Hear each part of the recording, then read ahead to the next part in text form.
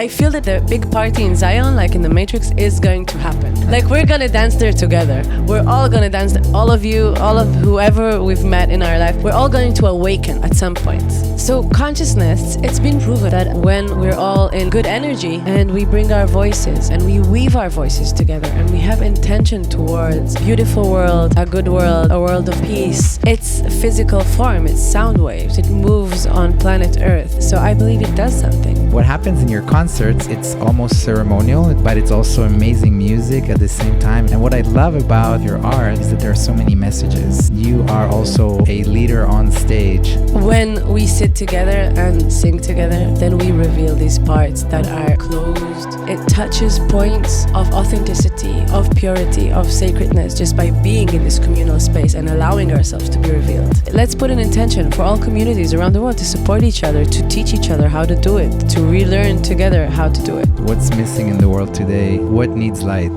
There's a leadership that I'm missing in the world with that recipe, the humbleness and the love, commanding and still being like, you don't have to do what I say. I will feel you if you're doing something that you don't want to do. Don't ever do what you don't want to do. You go around the world in different communities that are doing the work to have integrity and live a life of values, of regeneration. So you see all these eco-villages and communities. You send powerful messages when people are in that alternative state of mind, and you don't need psychedelics and you don't need any substances to go and have those breakthroughs that I had in your concert last year. So thank you so much. Yes.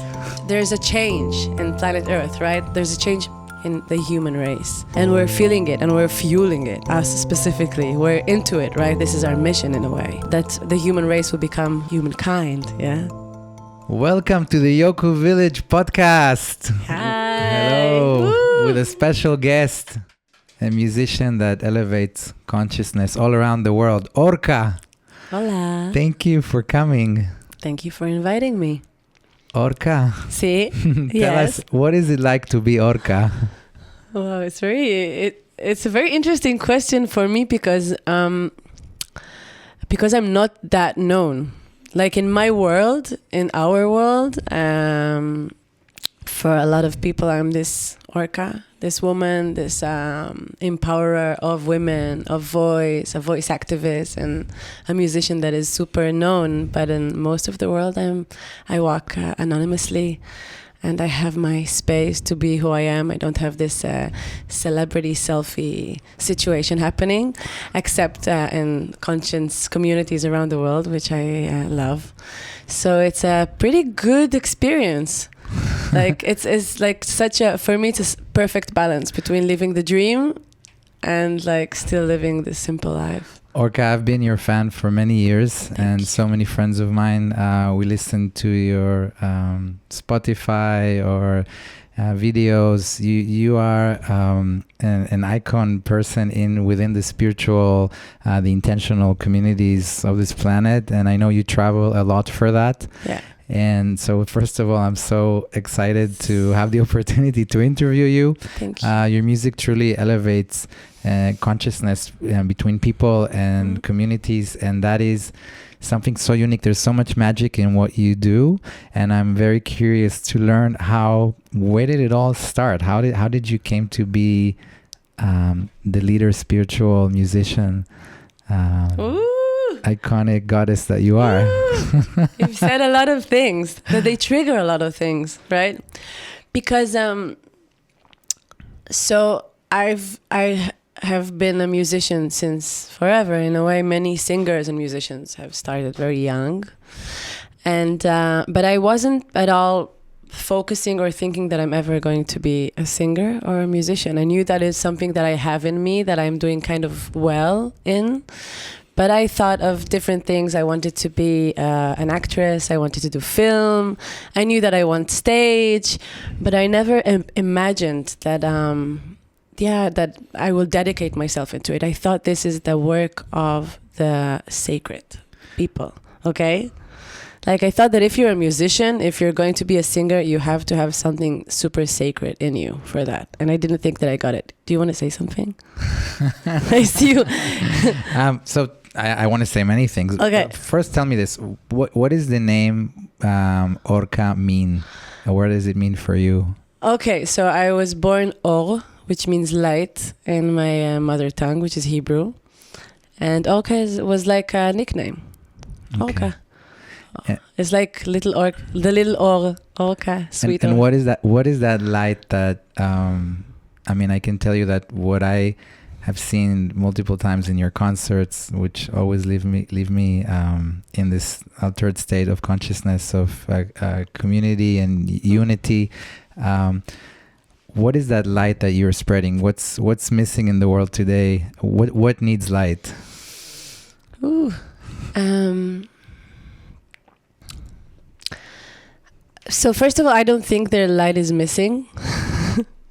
I feel and I believe that when we sit together and sing together, this is what I do, then we reveal these parts that are many times have been closed, or just we have a lot of masks on us many times. I don't feel that I have it yet, but like a lot of people, a lot of us, and me also, sometimes I don't show myself. And I feel that sometimes all we need is to stay in a space where we're allowed to take one veil off and another and become more of who we really are, and to be seen and heard in a space where everybody does the same thing at the same time. I feel song and music is very tender, and also it can be a very, very triggering space for a lot of people, but still it's not like we're all taking our clothes off or doing something too radical. What we're doing is singing together. And still it touches points of authenticity, of purity, of sacredness, just by being in this communal space and allowing ourselves to be revealed. So I don't think we are missing a light, rather than it's not so easy to take off this, whatever it is, these walls, these ideas, these patterns, and to show the light that we all have anyway underneath the surface. And when we all have it together, the light is exposed like in a huge, huge, huge power. So that's beautiful. In your concerts, you have such an authority at times. Yes, yes, I'm a boss. With the crowd, yeah, you are a big boss. Yeah. I personally love it. And, thank you. And I'm curious. So you talk a lot about the feminine and the masculine in your concerts, and you put people in their place, which I love. And where does that come from? Like, what do you feel about that situations when you're there on stage and you're commanding the crowd and getting them to do as you wish? Okay, so I am a commander. I like the first crowds that I've worked with for many years told me I'm Orka the commander, and I was troubled with it for a moment, but then I realized there's something about a person allowing themselves to take space, like bossing, without being apologetic, especially many times for a woman, still being humble and not being above and playful and showing my weak sides, has this, like, it's like for me, it's the perfect recipe for this is who I am. And for me to inspire, I'm a vocal activist, like I said at the beginning. So for me to inspire this movement in people, I just feel that this is why I'm here. This is what I'm doing. Besides this opening the light and allowing the space, I feel that I need people our people, the people that we are. I always say it out loud, the inclusive people, the people that want all people to thrive, the people that care about planet Earth, the people that do not differ by gender and by race and country and language, that are open for all people. I feel that these are the voices that should be heard. And I feel that this kind of leadership is a leadership that I'm missing in the world, with that recipe, the humbleness and the love, commanding and still being like, you don't have to do what I say. I always say that. Like, pleasing it's 2025. Pleasing doesn't interest me. I will feel you if you're doing something that you don't want to do. Don't ever do what you don't want to do. And about the feminine and the masculine, it's been a hard few years for the masculine in the world. Yeah. Tell me more about that. Okay, all this Me Too movement, obviously, that was super important. And all this change. There's a change in planet Earth, right? There's a change in the human race, and we're feeling it, and we're fueling it. Us specifically, we're into it, right? This is our mission in a way, that the human race will become humankind. Yeah, to go back to that. So it's been a few hard years for a lot of my man allies, the masculine allies that I have in the world. A lot of them are leaders, are chiefs of villages in the world, doers, good doers in big scales. And I see a lot of my masculine friends are asking themselves really hard questions, which I think they're relevant, and they're doing a work in my eyes and in my belief system that has not been done before. For their fathers and grandfathers have not had the platform or the allowance. They could have not done this work of being vulnerable, of showing up as a leader and still allowing themselves to be vulnerable, as fathers present with their children, of and more going to treatment to touch their weak spots. We talked about PTSD, and really touching these spaces and taking healing. And for me, in this space that we're all sitting and we're naked, with our authenticity, for us to gratify, to acknowledge the path that our allies, the men, have been doing these past few years is huge, is pioneer. And to strengthen that muscle of, okay, these women see me. These other men are like me. They're all doing the same work. So I'm really into encouraging of going deeper into that work. Thank you for this breath. I'm feeling like these chills on my body right now as you're saying it. And for the women, and I want to say that I am learning also that there's the new generation, and it's more about there's more genders. I understand there's more genders than just feminine and women and men, and I am trying to work with this feminine energy and masculine energy. So when I ask from all the masculine to sing, I don't ask just the men to sing. There's a lot of women who feel in their masculine, and there's a lot of men who feel in their feminine, and I do love growing into that and relearning that. So also for the female energy to take power, but not in a masculine way. This is something that I am relearning. I do not know. I grew up in Israel, and Israel is a very militant place. And I learned to be also from my mother and from my grandmother, strong Moroccan and Yemen women. I've learned to be a leader, but in a very masculine way. And I wanted to undo that. I want to be a woman. I want to be gentle. I want to go with my heart open. I want to be touched by things. I don't want to sit. I sit many times with a lot of men in productions, big productions. I meet the chiefs. I don't want to have to hold, to be in einity with these people that will appreciate me. I want to relearn to be more feminine, to be vulnerable, to be not held. Like, okay, I can be like the water. I can be feminine and still be. So I think this is my practice. That's beautiful. That was long. That was on the point. And there's also... That's in a nutshell. I agree. And there's also a lot of... so you go around the world in different communities of people that are doing the work to have integrity and live a life of values, of regeneration. So you see all these eco-villages and communities, and people like me, like here at Yoko, we want to have you here because, well, my desire is to have people that are visiting us and our team, our family, to hear that music that awakens the conscious within. And what happens in your concerts, it's almost ceremonial. It's like it's half a ceremony, but it's also amazing music at the same time, and you have that combination that is so rare. Thank you. And so appreciative, and you're such an incredible performer. And what I love about your art is that there are so many messages. You are also a leader on stage, sharing messages, and with that music, those messages really sink in. And I'm happy to hear. And something that you mentioned yesterday in the concert here at Yoko Connect was that there's also so many leaders in the world that are moving the ships that are not there, and about the media that is not doing the best job for where we're at right now. Can you share something about that? Where does that come from? How do you feel about all this? Ooh. Sorry. So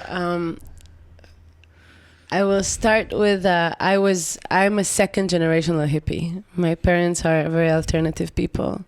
They've always been pro-life, humanitarians, I like to call it. They still are. And so I was kind of, I'm this tree that had a lot of compost of love to all human beings. And growing up, I realized that not all people feel that way. And that was really strange for me. And that made me feel that I don't belong. And so this is like a very primal issue of feeling that I don't belong, because I could never grasp a reality where some people feel that they're more superior to others. I could never get it. And growing up, I grew up in Israel, like I mentioned. And growing up in Israel in the 80s and the 90s was a very pro-peace place to grow up in.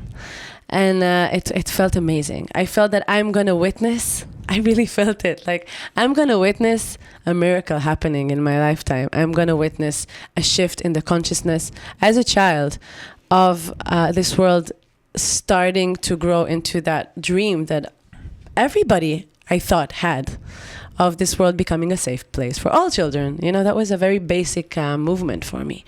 And as I grew up, I realized that it's not the story. And for me, it was like, it was a shock. How can not all people want the best for all people? I couldn't get it. I couldn't grasp it. I still cannot. And I'm very happy that I still have this naiveness inside of me. So I believe that all people can wake up. And I really do. And I think it's important that people like me believe in human beings, like all human beings. And so I put a lot of intention and a lot of prayer of reminding us that the people who lead the big ships of the world are able to feel these emotions that you and I feel, which I feel they're the greatest emotions in the world, to feel belonging, to feel very, very deep levels of love, learning to become more and more who we are, and not our patterns and not our fears. So I have this, I feel that the big party in Zion, like in the Matrix, is going to happen. Okay? You know what I'm talking about? Like, we're going to dance there together. We're all going to dance, all of you, all of whoever we've met in our life. We're all going to awaken at some point. Okay? Like, I really believe in it. Maybe it's a coping mechanism. Maybe it's a belief system. I don't care. I feel it in my heart. I see it. So it can take 2 million years. It can take tomorrow.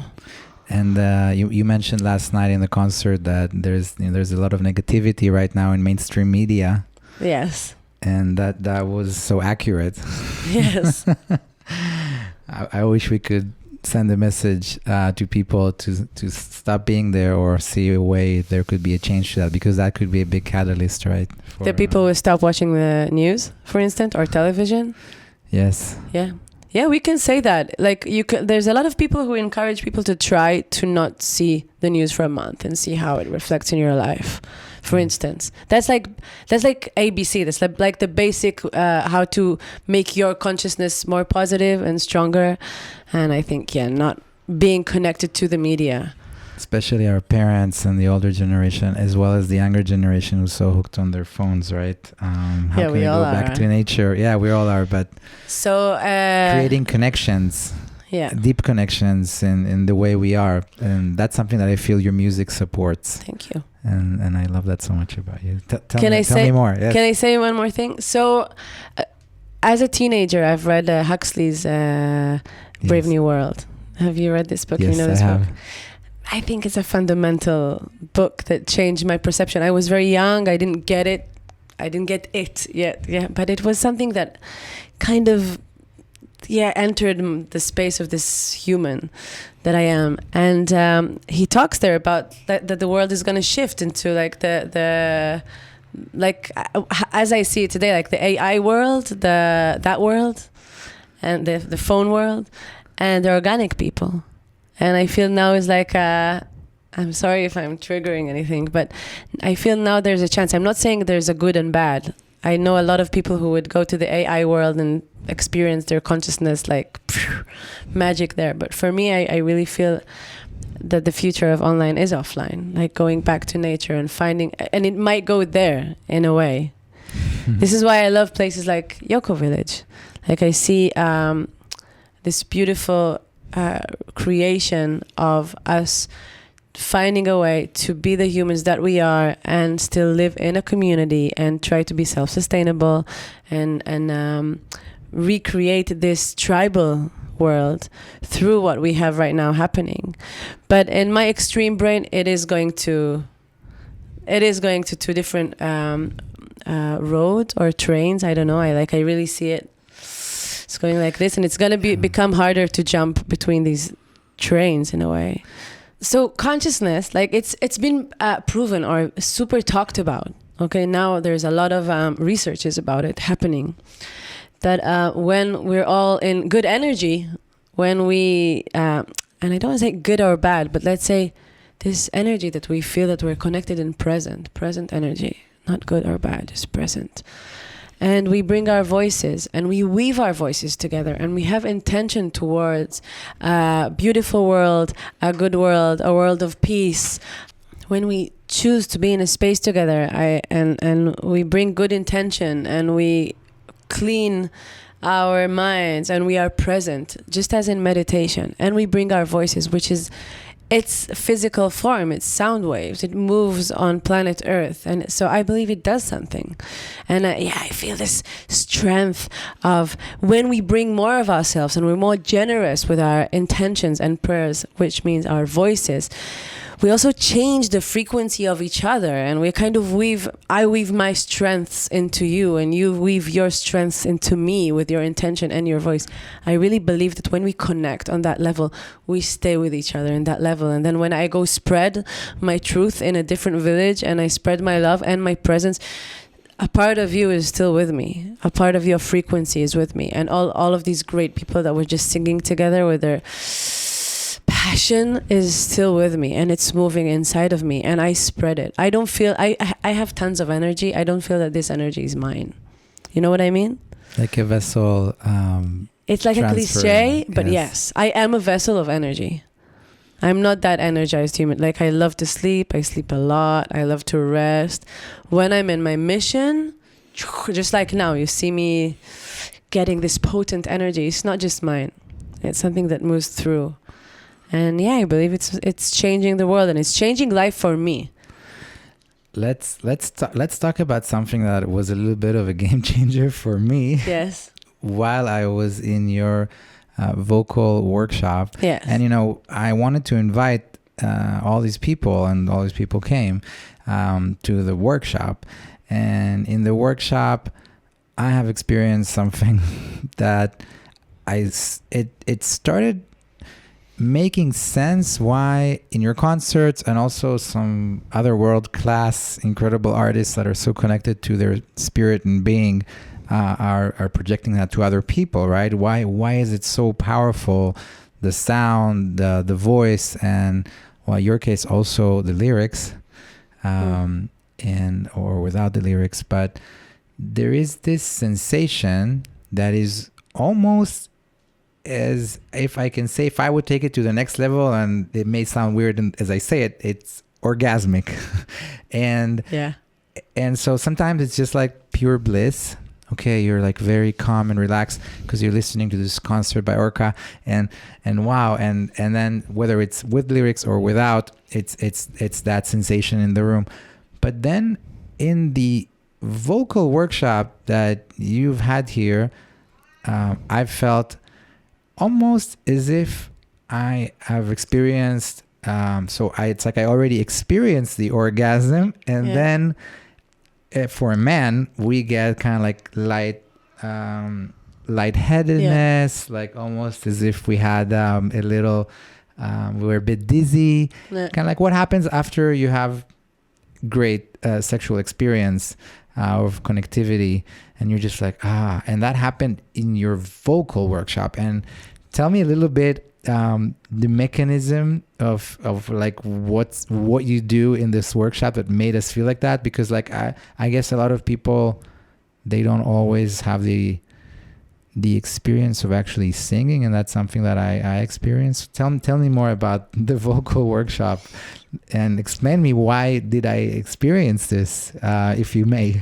Wow, it's a great feedback, and I'm super, super happy to hear that you experienced that.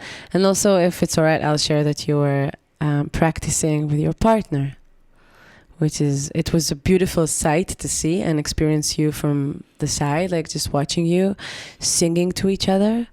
So I would allow myself to say it's connected to that too in my understanding, because you feel very safe with her and she feels very safe with you, and you are very devoted to this. So it is, for me, it is lovemaking. It's another form of lovemaking. Beautiful. Okay, I love to sing with my lover. I loved many times. For me, when there's let's call it eros energy. I don't want to say sexual, but like sensual energy or eros energy or just energy, strong energy between people. Let's sing together. It's such a safe space to meet and to make love.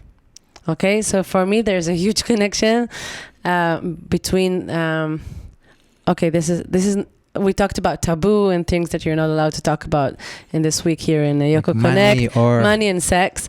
So with your consent, I will like to talk about sexuality, not just the sex, this energy that is so strong, the eros energy. So many times as humans, we think about sexuality or meeting each other on that strong, deep level. It happens in that shape and form. So in my world, that's obviously not the only way. Yeah, okay. And I do find that when musicians play together, we know that feeling. Okay. Probably it might happen also when football players play together, or some kind of team being super, super in tune with each other. So as musicians, we have this a lot. Okay. It happens a lot. And this is such a deep connection. It is like having, I don't want to say having sex, but making love. Yeah, making good, deep loving. So I know this orgasmic feeling. There is a connection between the muscles here and these muscles. They are connected through these muscles that are like physically connected, okay? There is a very, very strong connection between the muscles as when we give birth, women. Yeah, we use our voice. I never gave birth in that way. I had a cesarean section, so I never experienced that, which is pretty unfortunate, but that's my life. But we experience the connection between these areas when we give birth.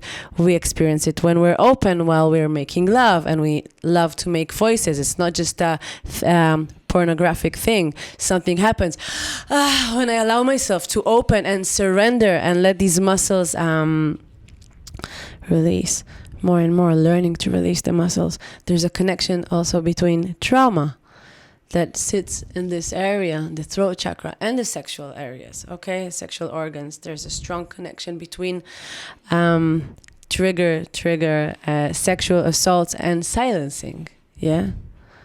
Not allowing to speak up makes your voice close, yeah? Wait, keep on going, okay. Yeah, please. So and my activism, supporting people, the more people that I work with opening this chakra, okay? And I'm not a chakra worker. I don't do chakra work, okay? There's a lot of great people who do chakra work. But just working with this area, with the throat chakra, and allowing ourselves to release secrets through song, okay? There's something different between just telling you my story, which is a great thing, and singing the international language, which is melody, which is faster than my brain. We know how to do politics when we talk. I know how to, because of my survival mechanism, are you with me? I know how to speak to you without revealing things, with being politically correct, with like surviving in the world, because it's dangerous to be revealed, right? For many of us, it is dangerous to to sound what I really feel or what I experience. But when I sing a melody, with my intention to release whatever that wants to be released from my body, I actually, it's like I'm cleaning water. I'm allowing it to be taken out, to be shaken out of my system. And also in trauma work, we shake it out. Yeah, we vocalize it, we take it out. And the more we release these muscles, the more that we release these muscles and their connection, yeah. And I take these orgasmic feeling, I connect it to freedom. And I feel that the more we are free, the more we have, just like I've talked before about revealing the light, the freer that I am, the more I can experience subtle emotions.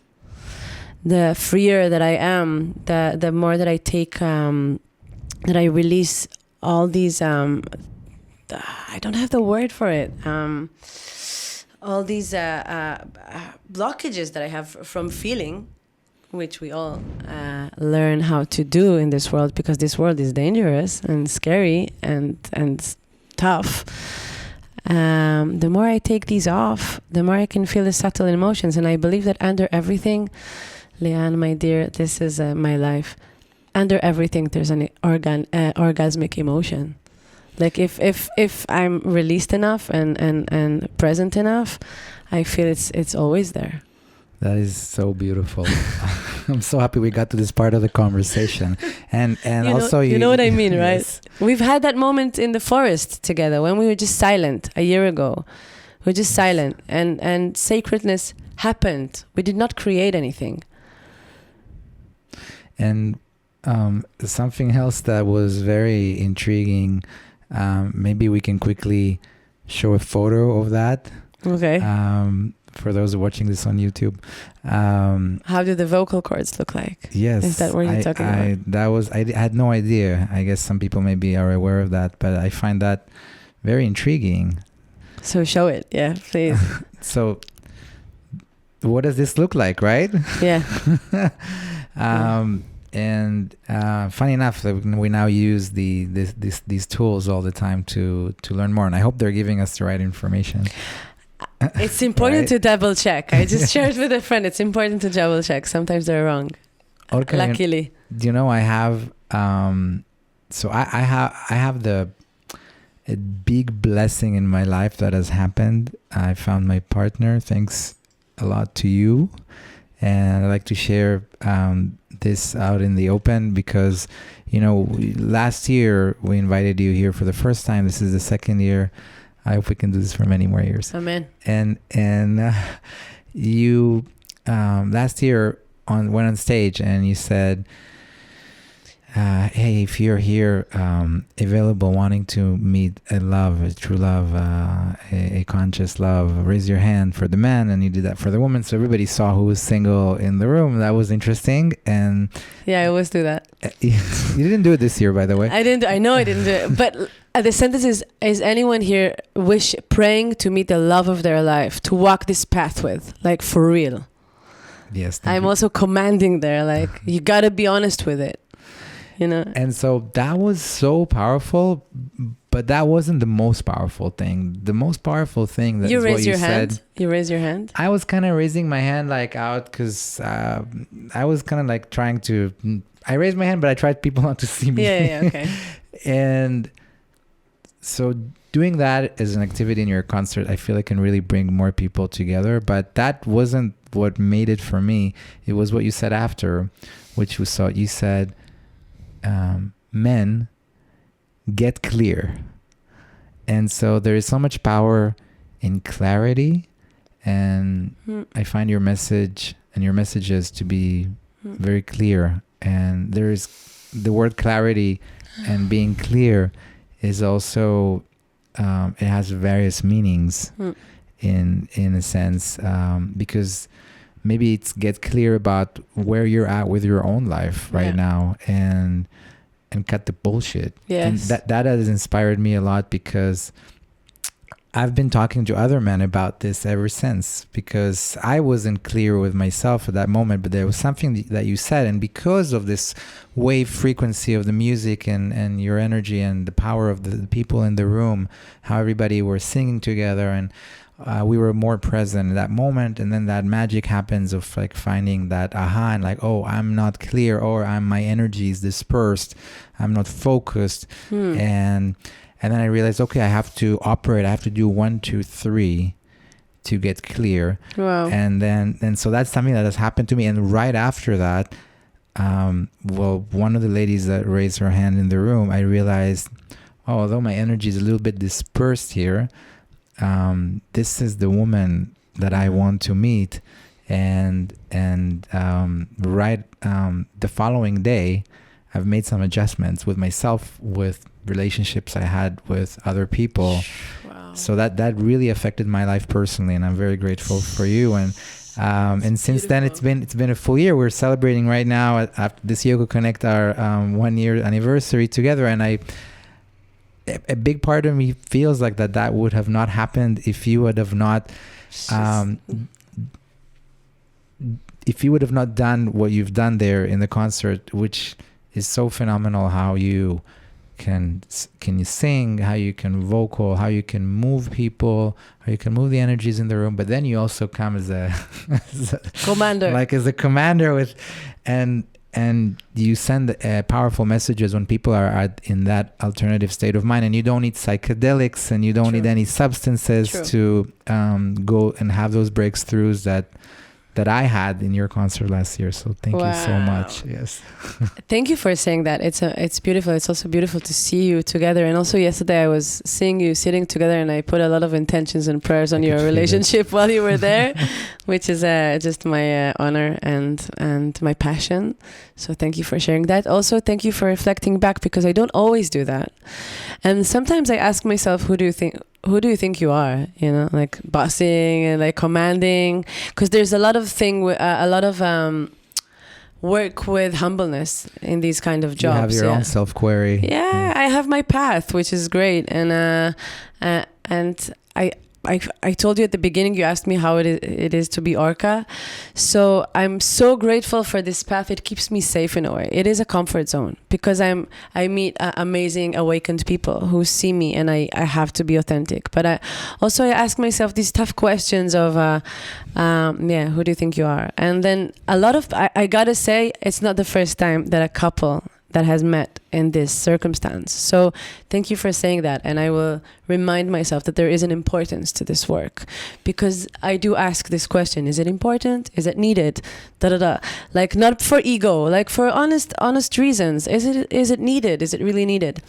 And because I hear many times that it's needed and that it's important and that it creates something special. So thank you.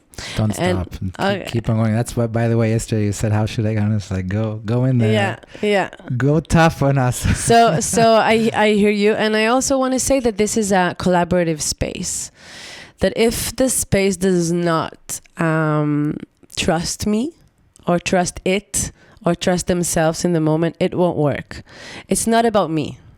Like, we talked about this altered state that you just mentioned, which is, again, it's now being proved scientifically, because it happens. There's a lot of people who do this kind of work that I do. We're a growing community, happily. I know many of them. They're amazing people walking the path. We're very different. We're doing this commanding in a different way. Yeah, each of us. Maybe because I'm Israeli originally, I have a lot of chutzpah. I'm commanding in that way. People do it in many variety of ways. So in this style of work, we have it only creates itself if everybody's if the majority is in it. You know what I mean? Yes. So you have to have the right blend of people in the right moment of their lives to be like, we want to be present, we want to be here, we want to be awake for this. Not maybe have people too tired late at night. I feel like these concerts should not be very late. And not after food. Not after eating a lot of food. It's not the first time that I see it. Like, food really closes the system, in a way. Like, it's better to come, just like we go when we do meditation, it's better not to come full of food in your stomach. You know what I mean? Yeah. It takes the information. But I'll just say that the way to experience that is, and any of you who will experience this kind of experience, try to be generous and not judgmental with your voice, obviously, which is something. This is why I do the workshops many times before I do circles.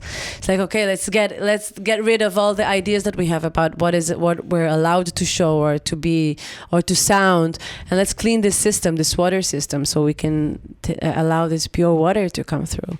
Sometimes we need a cleansing for that. That's okay.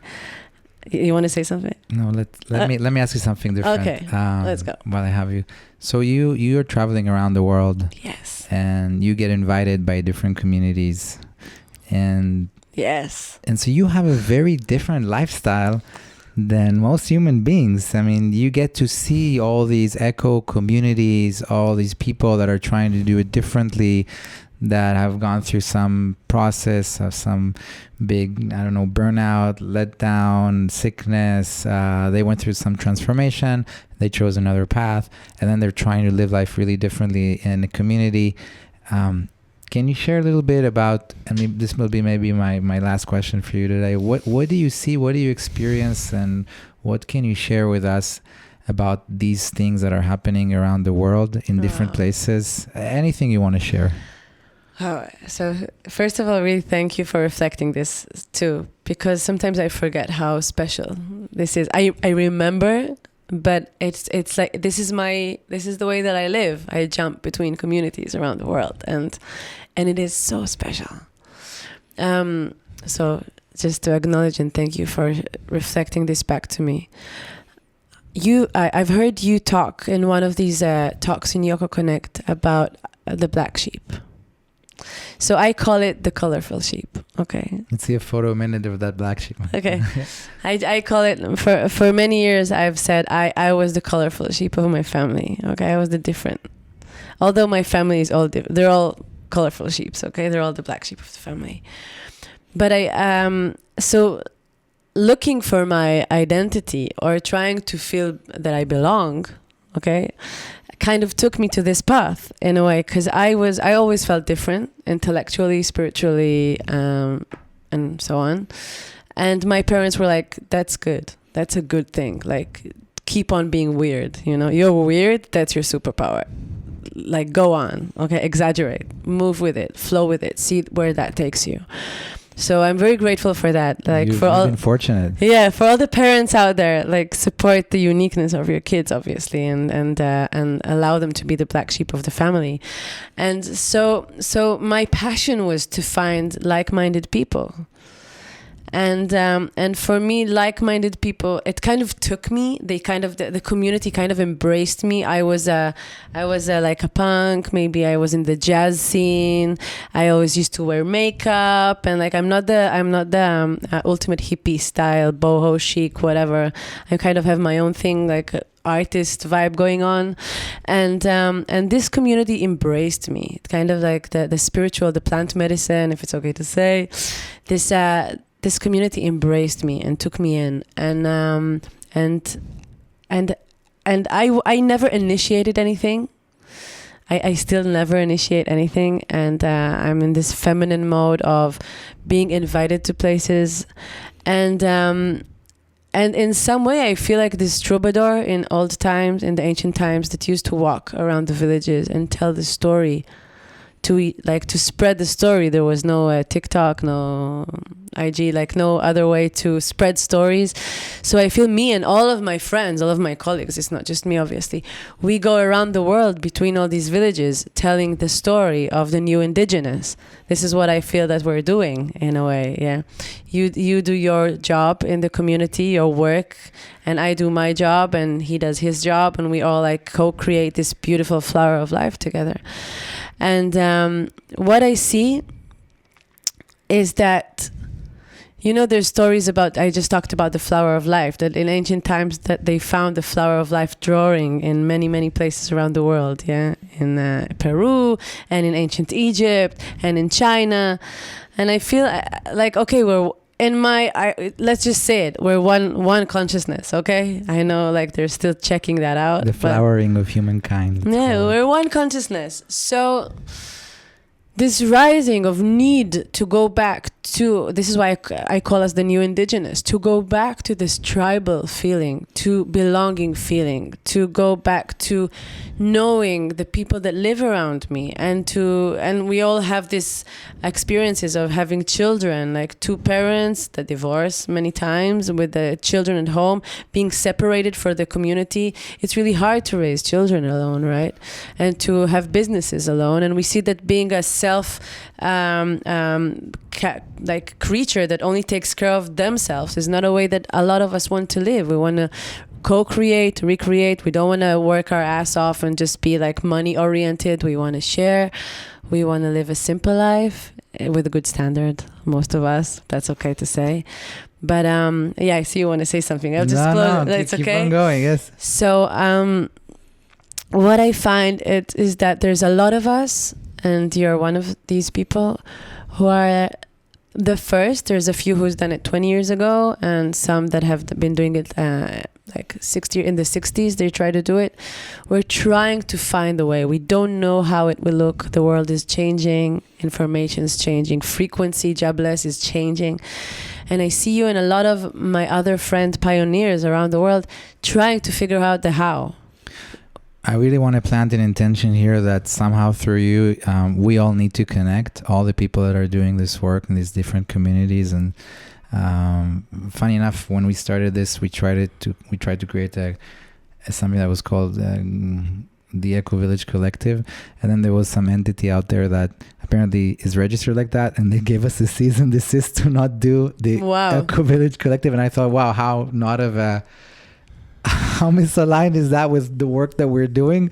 There's been so many topics here at Yoko Connect about alignment of community and a sense of belonging. And isn't that the true deepest sense of community, to try to have a sense of belonging, to try to go through our challenges together, whether it's in family or in business, and that we actually know our neighbors, and there is a connection. This new indigenous might sound really weird out of context if you don't hear this entire conversation. And it is it's no wonder that people that are seeking community, that are out there, are we're carrying this message in different ways. And there was somebody here that had this beautiful presentation, and her name is Paola. She said, there's this a few levels of where we are, and maybe like at first level is I'm out there, I'm getting it, I'm doing it, or the first level is I'm a victim, why is this happening to me? And then the second level is I'm out there, I'm doing it, and the third level is, you know what, I really don't know. And that is, I think, part of that essence that of wisdom, that we don't pretend that we know anything. We don't know where we're going. Like you said, I so identify with, we don't know what's going to happen. We don't know if we have any control, but we're just going to do our best. And so that really inspires me and resonate. Thank you. Can I? Go. I feel this could end the conversation also, what you just said. But I want to add that, first of all, while I was thinking about it, I thought we're not ready to all connect. And then I started, while I was listening to you, to ask myself, why? And I had a lot of answers. But then I said, maybe just thinking that we're not ready is the obstacle. So I'm just saying that. Or just even thinking in general. Yeah. And then the second thing, because, okay, let's put an intention for all communities around the world to support each other, to teach each other how to do it, to relearn together how to do it. This is the first thing. The second thing is that I've met a beautiful man 2 years ago who taught me a lot about community, and they're also being a collective in Ibiza. They're doing amazing things, and this guy really, really inspired me. He's also a beautiful chief, and he told me, you know what, if I don't know where the world is going, but if I'm gonna say something violent, like something aggressive. So, but if they'll come and shoot me and my family while we're growing tomatoes and learning how to take care of our families and be together, that's what it's going to be. But I'm going to plant these trees, and I'm going to put my effort in building a community. Okay, so he kind of took the dark but I understood what he meant. We had a lot of talks, extreme talks, very honest talks of where this world can go. Okay, it's not my. I'm a real flower girl. Okay, I'm full on flower girl. So even just to say that for me is like a trigger, you know. So having said that, the third thing is about the mystery. I have an amazing mother. My mother is what they would call 500-600 years ago a witch. And she's my mother, so many times I think that I'm gonna call her and like bring her some news from the conscience world, and she's like 10 steps like before me. This amazing elder witch. She's amazing.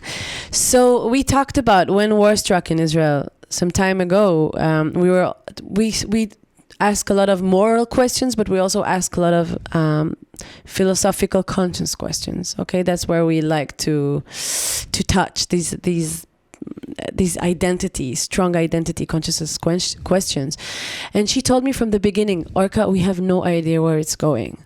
Not in a historical level, in a conscience level. Be curious. It's going to be far more miraculous and unknown than, because everything is about to change, and I feel it already changing. I love this consciousness game. It's so unimaginable and so insanely connected to physics, and physics just proves itself how entangled and miraculous and wonderful and beautiful it all is under all these stories that we tell as people.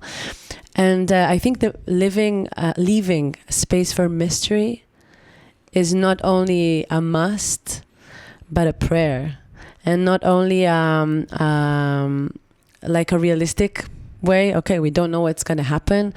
It's also leaving space for magic to happen in ways that we cannot even believe or understand or perceive. So, God bless. God bless. Maybe play something for us? Is it possible? Yeah, of course. I'll just check that the guitar works. Thank you so much. Thank you. This one's dedicated to all of us MCs, masters of ceremonies in our life, in people's lives.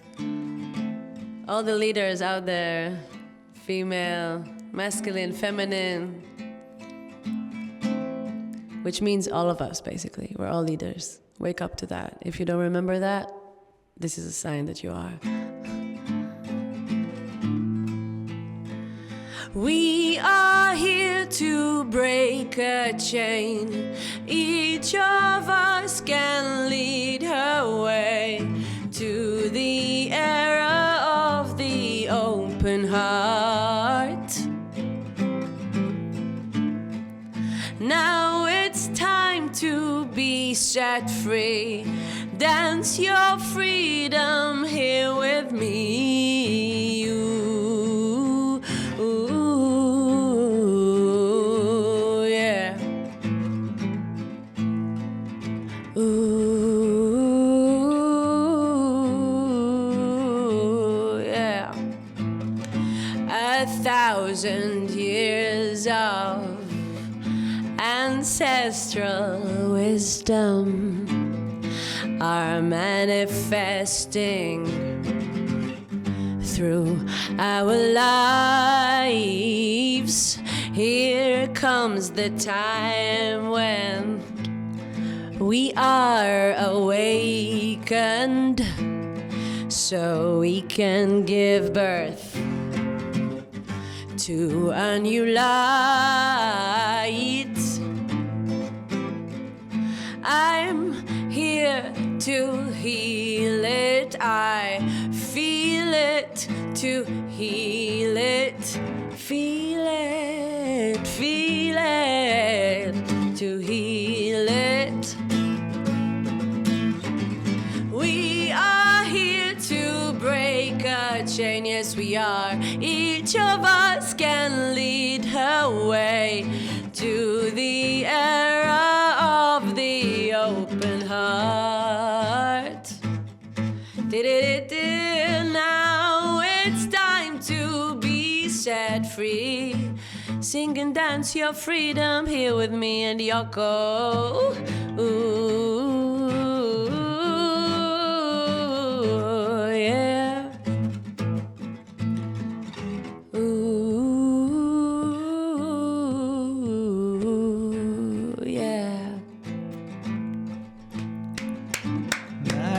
Yes, thank you. you. Thank you, Orka. Peace. תודה. Thank you. Gracias. Shukran. שוכרן.